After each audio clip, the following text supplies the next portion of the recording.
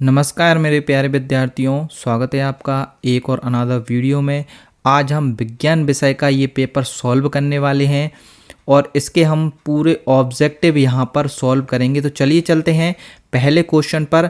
आपको इनको इस तरीके से सॉल्व करना है कि इससे संबंधित यदि कोई भी क्वेश्चन आपका आता है तो वो आपका क्वेश्चन गलत नहीं होना चाहिए। चलिए पहले क्वेश्चन को हम पढ़ते हैं और इसमें आपको ये भी मालूम चलेगा कि किस प्रकार हमको क्वेश्चन जो है ऑब्जेक्टिव पढ़ना चाहिए और किस प्रकार से हमको उनको सॉल्व करना चाहिए। तो पहला क्वेश्चन है हमारा कि कैल्शियम ऑक्साइड का जल के साथ अभिक्रिया किस प्रकार की अभिक्रिया है। तो कैल्शियम ऑक्साइड जो है वो CaO होता है और जल के साथ अभिक्रिया आप इसकी करोगे तो CaOH का होल्ट है जो कि बुझा हुआ चूना होता है और इसके साथ जो ऊष्मा निकलती है तो वो ऊष्मा क्षेपी अभिक्रिया हो जाएगी। तो इसका डी ऑप्शन सही हो जाएगा। इसके अलावा यदि इससे संबंधित और भी कोई क्वेश्चन आता है तो हम उनको भी क्लियर कर लेते हैं। ऊष्मा शोषी अभिक्रिया कौन सी होती है। तो ऊष्मा शोषी अभिक्रिया वो अभिक्रिया होती है जिसमें ऊष्मा का अवशोषण होता है, यानी ऊष्मा का शोषण होता है। तो वो कौन सी अभिक्रिया होती है, ऊष्मा शोषी अभिक्रिया होती है।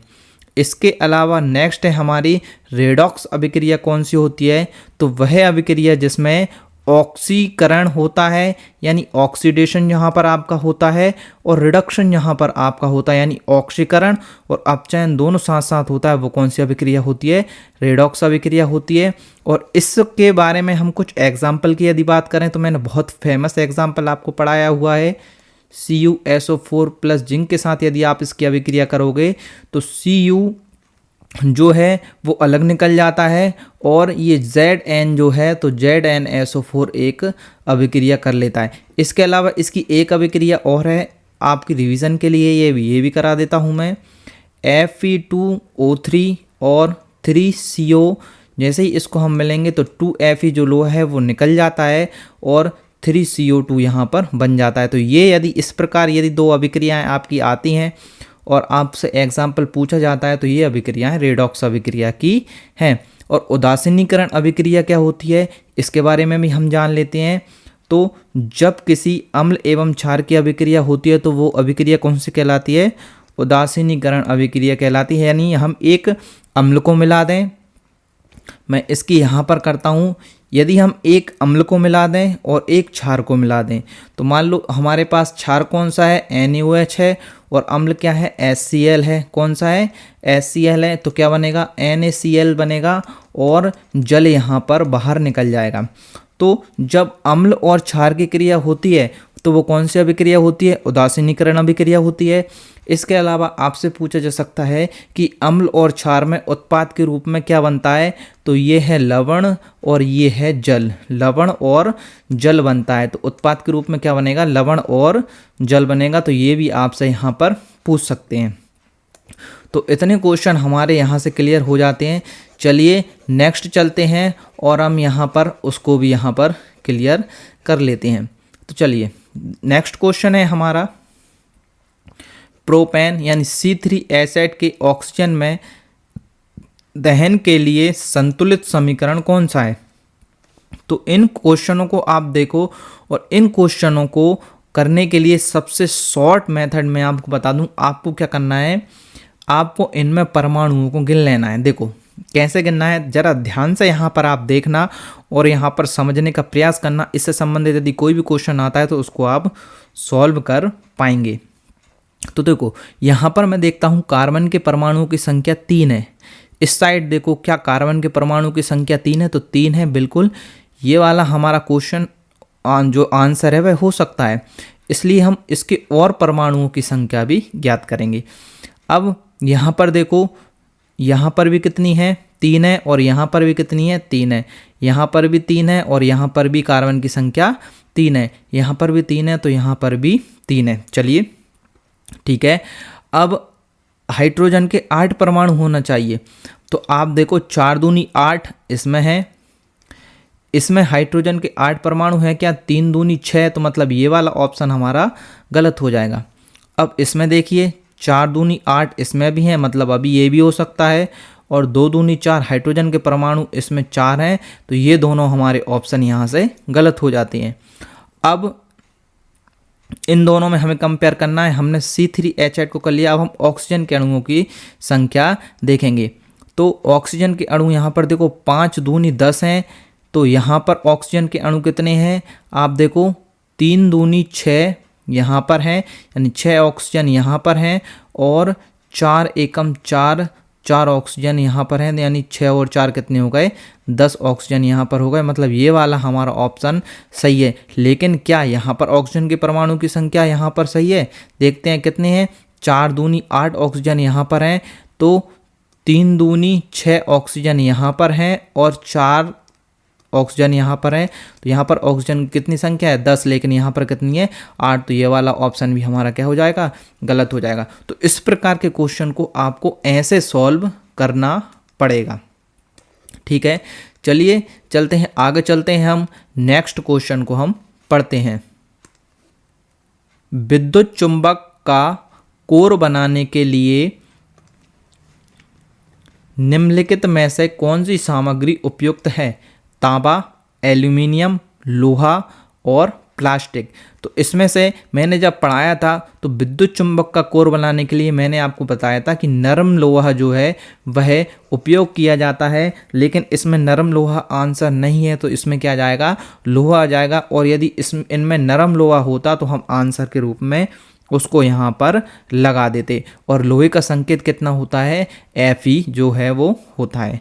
ठीक है, नेक्स्ट क्वेश्चन पर चलते हैं, चौथे पर, कि उदासीनता अभिक्रिया में अम्ल एक क्षार के साथ अभिक्रिया करके उत्पाद बनाता है तो क्या बनता है? तो ये हमने पहले उसमें ही पढ़ा था, जब हम उदासीनीकरण अभिक्रिया को अपन पढ़ रहे थे, तो उसमें क्या बनता है, लवण एवं जल बनता है। तो केवल जल, ये भी गलत हो जाएगा, ये भी गलत हो जाएगा, और हाइड्रोजन गैस, ये भी गलत हो जाएगा। ठीक है, अच्छा, हाइड्रोजन गैस कब कब निकलती है ये आपको मालूम होना चाहिए। तो हाइड्रोजन गैस के हम कुछ एग्जाम्पल यहाँ पर देख सकते हैं। ठीक है, जैसे मैं H2SO4 और Zn, तो क्या बनेगा, ZnSO4। तो इसमें मेरा कहने का मतलब क्या है और इस अभिक्रिया को बताने का मतलब क्या है? तो हाइड्रोजन गैस कब निकलेगी, हाइड्रोजन गैस जब निकलेगी जब हम धातु से क्रिया करेंगे। किससे, धातु से क्रिया करते हैं तो हाइड्रोजन गैस निकलती है, और हाइड्रोजन गैस के पास मोमबत्ती ले जाने पर ये फट फट की आवाज़ से जलती है। तो ये चीज़ आपको याद रखना है कि जब हम धातु से क्रिया करते हैं, जैसे हम किसी अम्ल की भी धातु से क्रिया करेंगे, ठीक है, तो भी क्या होगा, MgCl2 बनेगा, और उसके साथ क्या, कौन सी गैस निकलेगी, H2 गैस निकलेगी। यानी हाइड्रोजन गैस जहाँ पर निकलेगी जब हम धातु से उसकी हम क्रिया करेंगे तो कौन सी गैस निकलेगी, हाइड्रोजन गैस निकलेगी।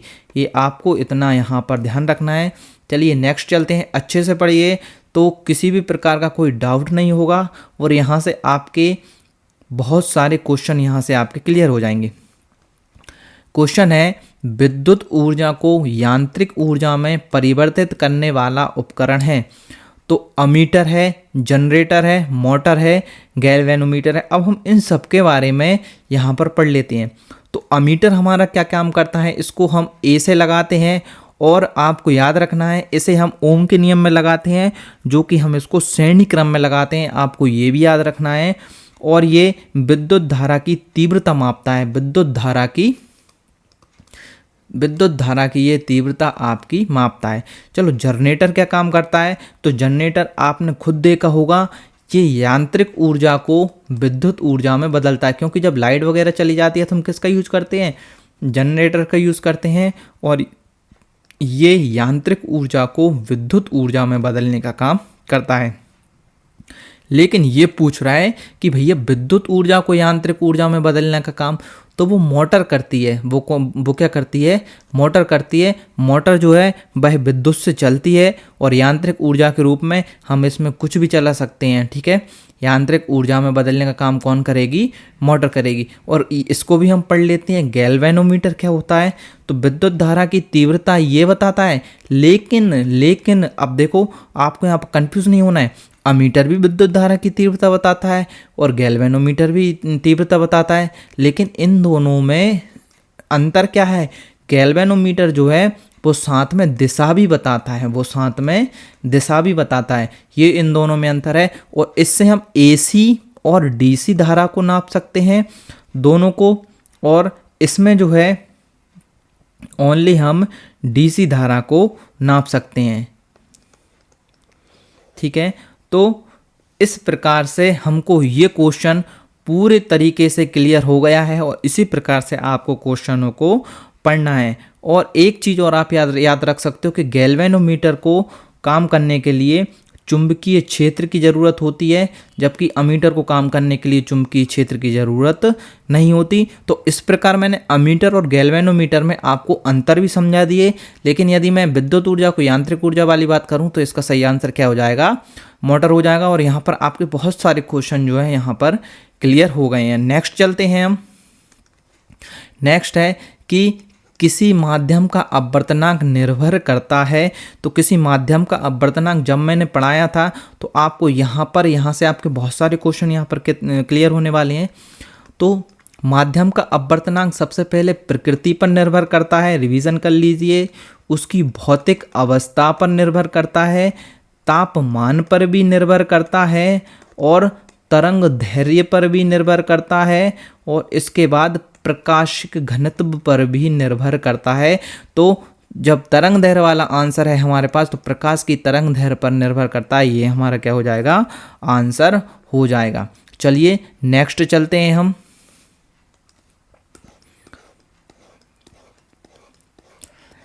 नेक्स्ट है हमारे रिक्त स्थानों की पूर्ति कीजिए और इनको हम यहाँ पर समझते हैं। खालिस्तान क्रियाओं को मेडुला द्वारा नियंत्रित किया जाता है। अब ये जो है पूरा मस्तिष्क जो है उसकी वीडियो आपको मिल जाएगी, यदि आपने नहीं देखी है तो उसको जरूर देख लेना। तो इसका जो है वो सही आंसर हो जाएगा अनैच्छिक क्रिया। कौन सी? अनैच्छिक क्रिया जो है इसका वो सही आंसर हो जाएगा। और मेडुला ऑब्लंगेटा जो है वह कहाँ पर? पॉन्स और रीढ़ की हड्डी को जोड़ता है, ये मैंने आपको वहाँ भी बताया था। अच्छा, अनैच्छिक क्रियाएं क्या होती हैं इसके बारे में थोड़ा सा हम जान लेते हैं।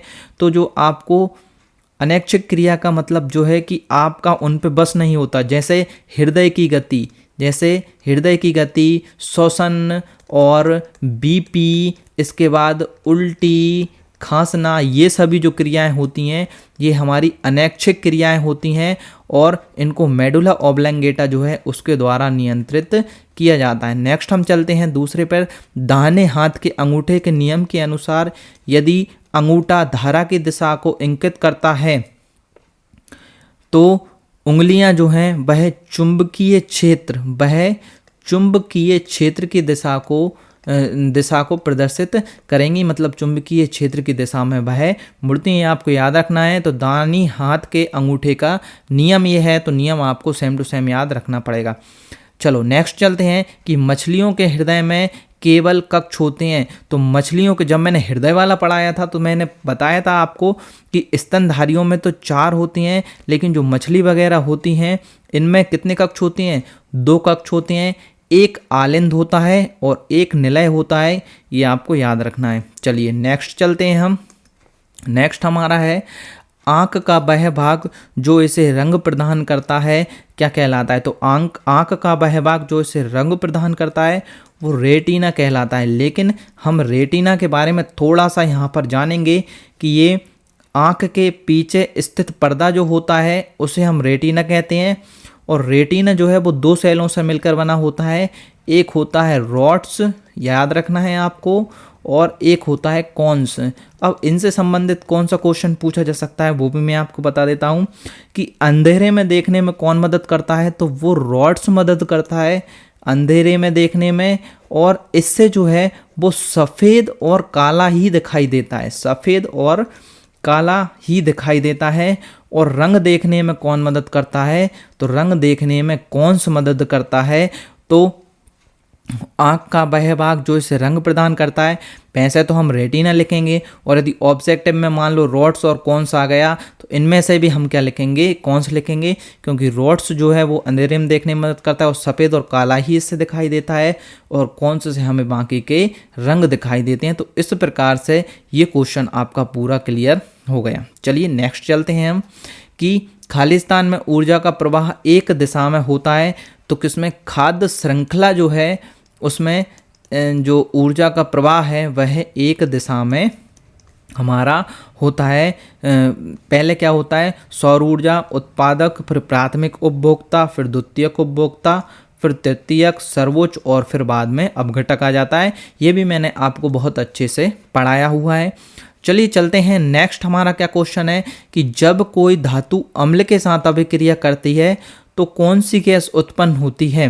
तो अभी हाल जब मैंने ऊपर ही बताया था आपको ऑब्जेक्टिव में कि जब भी कोई अम्ल धातु, जो अम्ल है, HCl के साथ हमने क्रिया की थी, जब भी कोई अम्ल धातु है वह धातु से क्रिया करती है तो हमारी कौन सी गैस निकलती है, H2 गैस यहाँ पर निकलती है, और मोमबत्ती ले जाने पर ये फट फट की आवाज़ जो है वह करती है। उम्मीद करता हूँ मैं आपके पूरे रिक्त स्थान ये क्लियर हो गए होंगे और इनसे संबंधित अब आपको कोई डाउट नहीं रहा होगा। चलिए नेक्स्ट चलते हैं।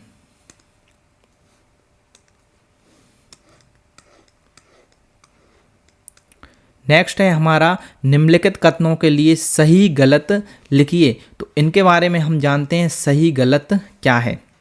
पहला हमारा जो क्वेश्चन है, प्रतिवर्ती क्रिया में शामिल अंग मेरुरज्जु, मोटर, न्यूरॉन और मस्तिष्क होता है, क्या ये सही है।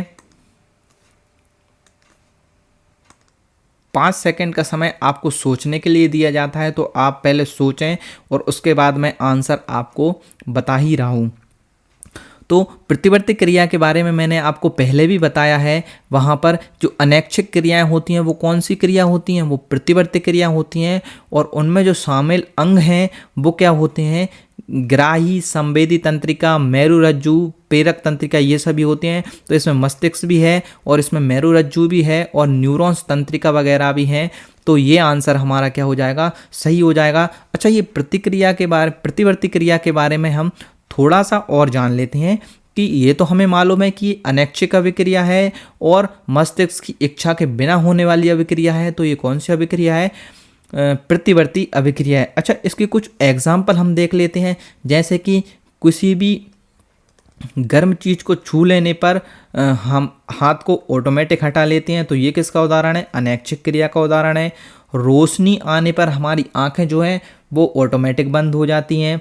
इसके बाद भूख लगने पर हमें लार आ जाती है, तो ये भी किसका एग्जाम्पल है, हमारा प्रतिवर्ती अभिक्रिया का एग्जाम्पल है। ये आपको याद रखना है इन चीज़ों को, ताकि आगे यदि इनसे संबंधित क्वेश्चन आए तो आपका गलत नहीं होना चाहिए। नेक्स्ट चलते हैं।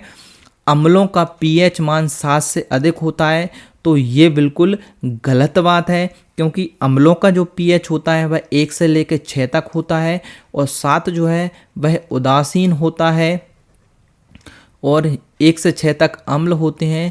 इसके अलावा जो आपके 8 से लेकर 12 तक होते हैं, 14 तक होते हैं, वो क्या होते हैं, क्षार होते हैं। वो क्या होते हैं, क्षार होते हैं। यानी 7 से ऊपर जो होते हैं वो क्षार होते हैं। तो ये क्वेश्चन हमारा गलत हो जाएगा। ठीक है, नेक्स्ट हम चलते हैं। नेक्स्ट जो है कि किसी रासायनिक अभिक्रिया में उत्पादों का द्रव्यमान हमेशा अभिकारकों के द्रव्यमान के बराबर होता है, तो ये क्या सत्य बात है, तो बिल्कुल ये सत्य बात है। और ये मैं किस बेस पे कह रहा हूँ, ये मैं द्रव्यमान संरक्षण के नियम के आधार पर कह रहा हूँ, क्योंकि द्रव्यमान संरक्षण का नियम कहता है कि द्रव्यमान ना तो बनता है और ना ही नष्ट होता है, वह रासायनिक अभिक्रिया में संरक्षित रहता है। तो इसलिए जो उत्पादों का द्रव्यमान होगा वह क्या किसका होगा, अभिकारकों के द्रव्यमान के बराबर होगा। चलिए नेक्स्ट चलते हैं। प्रकाश के एक माध्यम से दूसरे माध्यम में समान गति से यात्रा करने पर अपवर्तन होता है, तो क्या ये सही है या फिर गलत है। 5 सेकंड आपके लिए सोचने के लिए दिए जाते हैं।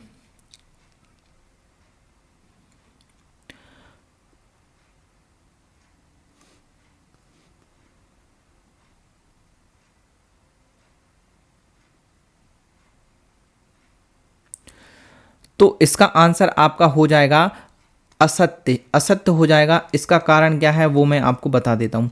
प्रकाश के एक माध्यम से दूसरे माध्यम में समान रूप से यदि वो गति कर रहा है तो वो अपवर्तन नहीं होगा, क्योंकि प्रकाश की गति में बदलाव ही क्या होता है, बदलाव ही क्या होता है, अपवर्तन होता है। सघन माध्यम से यदि विरल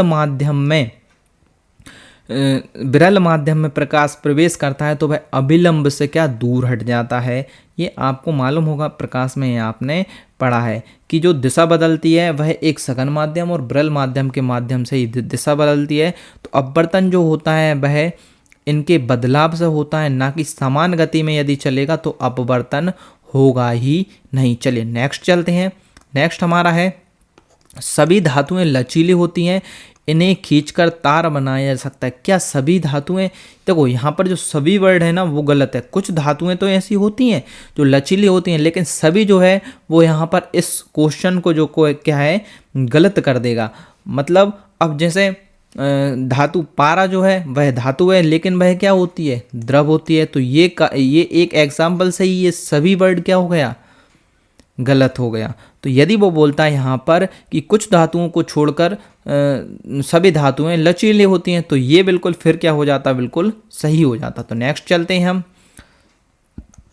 मानव आंख के रेटिना में दृष्टि के लिए रॉड और कौन कोशिकाएं होती हैं, क्या ये सही है? तो हमने अभी पढ़ा था कि जो रोड और जो कौन है तो वो मानव के जो रेटिना में होते हैं, तो हमने ऊपर ही पढ़ा है। तो देखो ये वाला क्वेश्चन उस वाले क्वेश्चन को अच्छे पढ़ने का नतीजा है कि ये वाला क्वेश्चन हमारा पूरी तरीके से क्लियर हो गया। चलिए आगे चलते हैं हम। नेक्स्ट है हमारा सही जोड़ी। तो चलिए हम इनको बनाते हैं। प्रबल अम्ल का एक एग्जाम्पल यदि है तो प्रबल अम्ल का एग्जाम्पल क्या है, HCl जो है वह प्रबल अम्ल है। ठीक है। ऊष्मा का अपशोषण, हमने ऊष्मा शोषी अभिक्रिया पढ़ा था कि ऊष्मा का अपशोषण क्या होता है, ऊष्मा शोषी अभिक्रिया होता है। ऊष्मा का उत्सर्जन जो होता है वो भी हमने पढ़ा था, और वो कौन सी अभिक्रिया होती है, ऊष्मा क्षेपी अभिक्रिया होती है। सेरिबैलम का यहाँ पर क्या काम है, तो सेरिबैलम जो है वह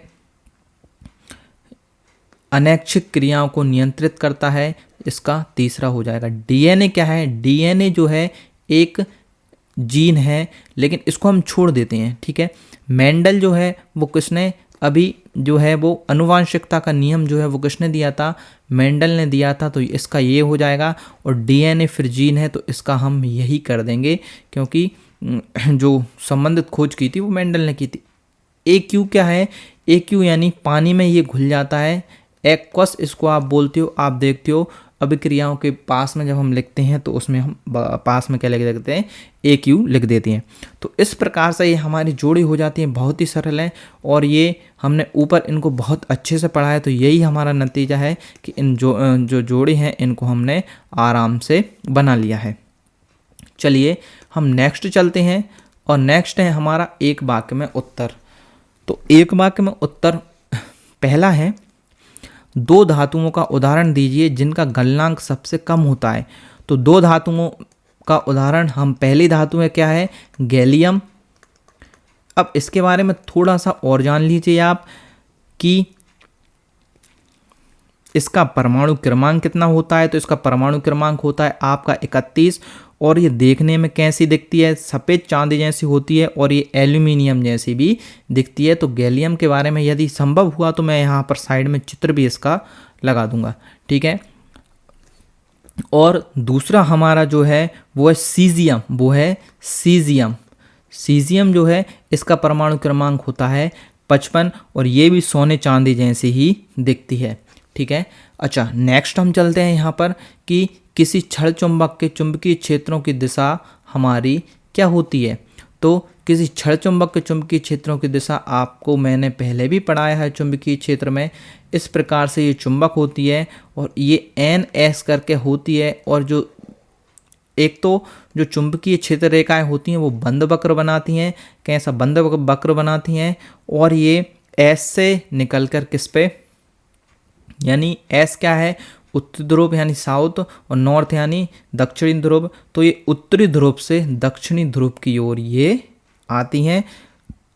तो इस प्रकार से आपको ये याद रखना है, उत्तरी ध्रुव से दक्षिणी ध्रुव की ओर ये आती हैं। चलिए अच्छा नेक्स्ट चलते हैं हम। नेक्स्ट क्वेश्चन हमारा क्या है? नेक्स्ट क्वेश्चन है, नेक्स्ट क्वेश्चन हमारा है कि मानव का सामान्य रक्तचाप कितना होता है? रक्तचाप का मतलब है बीपी। तो जो ऊपर वाला बीपी होना चाहिए वो होना चाहिए 120 होना चाहिए और नीचे का होना चाहिए 80। तो 120 और 80 जो है वह नॉर्मल होता है। नेक्स्ट हम चलते हैं, मानव मस्तिष्क का कौन सा भाग सोचने सुनने सूंघने और देखने के लिए विशेषीकृत है? तो इसके बारे में यदि आपने नहीं पढ़ा है तो मैं फिर से बोलता हूँ कि इसकी वीडियो चैनल पर डली हुई है, आप उसको ज़रूर देखना एक बार, तो ये आपको समझ आएगा। सोचिए आप जब तक। तो इसका आंसर क्या हो जाएगा? प्रमस्तिष्क इसका आंसर हो जाएगा। क्या हो जाएगा? प्रमस्तिष्क इसका सही आंसर हमारा हो जाएगा। अच्छा, मायोपिया यानी निकट दृष्टि दोष। मायोपिया इसने बोल दिया निकट दृष्टि दोष। यदि आपको ये पहचान नहीं आता तो मायोपिया मतलब मेरे पिया, और मेरे पिया को हम कहाँ से देख सकते हैं? आप जल्दी बताओ। मायोपिया यानी मेरे पिया, और मेरी पिया को हम पास से देख सकते हैं और पास से उसको दिख नहीं रहा तो कौन सा? निकट दृष्टि दोष। और निकट दृष्टि दोष में होता क्या है कि मेरे पिया ही अकेले दिखेंगे और उसको कुछ नहीं दिखेगा। यानी निकट की दृष्टि तो निकट की वस्तुएं तो दिखती हैं लेकिन दूर की वस्तुएं नहीं दिख रही हैं। तो मेरे पिया अकेले दिखेंगे और कोई यहाँ पर नहीं दिखेगा। ये थोड़ा सा ट्रिकी है, आप इस समय याद कर सकती हो। तो उसमें कौन सा लेंस उपयोग होता है? तो अवतल लेंस उपयोग होता है, यानी कॉनकेव। ठीक है। एथीन का सामान्य सूत्र क्या होता है? तो एथीन का सामान्य सूत्र आप इसको वैसे CnH2n भी लिख सकते हो और आप C2H4 भी लिख सकते हो। तो एथेन, एथीन और एथाइन 3 होते हैं। इनका हम रिवीजन कर लेते हैं। एक होता है एथेन। एथेन क्या होता है? CnH2n+2 होता है। एक होता है एथीन, तो वो क्या होता है? CnH2n होता है। और एथाइन होता है, वो क्या होता है? CnH2n-2 होता है। तो यदि इनसे संबंधित, इन तीनों से संबंधित कोई भी क्वेश्चन आता है तो आपको उसको गलत नहीं करना है। चलिए चलते हैं, और यदि ऑब्जेक्टिव हों तो हम उनको करेंगे। अच्छा, ये जो क्वेश्चन है इनका हम एक फिर से लेके आएंगे। क्वेश्चन जो है IMP क्वेश्चन की सीरीज़ में हम इनको सॉल्व करेंगे। तो तब तक के लिए बाय बाय, जय हिंद। और ये वीडियो यदि आपको पसंद आई हो तो इसको लाइक ज़रूर कर देना। जय हिंद।